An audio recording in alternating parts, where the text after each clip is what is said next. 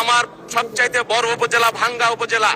এই উপজেলা 12টি ইউনিয়ন নিয়ে গঠিত, মাত্র 50 শয্যার একটি হাসপাতাল। অনেকেই হাসপাতালের কথা বলেছেন।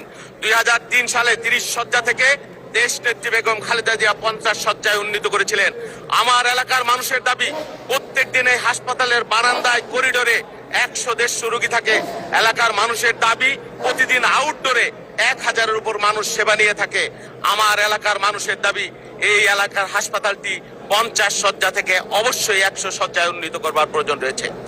আমার এলাকায় 2টি বিভাগের 21টি জেলার প্রবেশদ্বার ভৌগোলিকভাবে অত্যন্ত গুরুত্বপূর্ণ রাজনৈতিক অঞ্চল। সেই জন্য আমার এলাকা দিয়ে হাইওয়ে চলে গেছে, বরিশাল ফরিদপুর যে হাইওয়ে, খুলনা হাইওয়ে, প্রতিনিয়ত সড়ক দুর্ঘটনায় এখানে বেঘরে মানুষ মারা যাচ্ছে। আমার এলাকার মানুষের দাবি, সেখানে একটি আধুনিক ট্রমা সেন্টার তাদের প্রাণের দাবি। তাহলে তাৎক্ষণিক চিকিৎসা পেলে অনেক মানুষের জীবন রক্ষা হতে পারে। আমার এলাকা নদী ভাঙন কবলিত এলাকা। এই এলাকার 6টি ইউনিয়ন প্রতিনিয়ত নদী ভাঙনের কবলে পড়ে সর্বস্ব হারাচ্ছে মানুষ। সেই জন্য আমার এলাকার মানুষের, এই সহায় সম্বলহীন মানুষের জন্য আমি দাবি করি, পানি সম্পদ মন্ত্রণালয়ের অধীনে স্থায়ীভাবে যাতে নদীর বাঁধ তৈরি করা যায় এবং মানুষকে যাতে রক্ষা করা যায়। মাননীয় স্পিকার,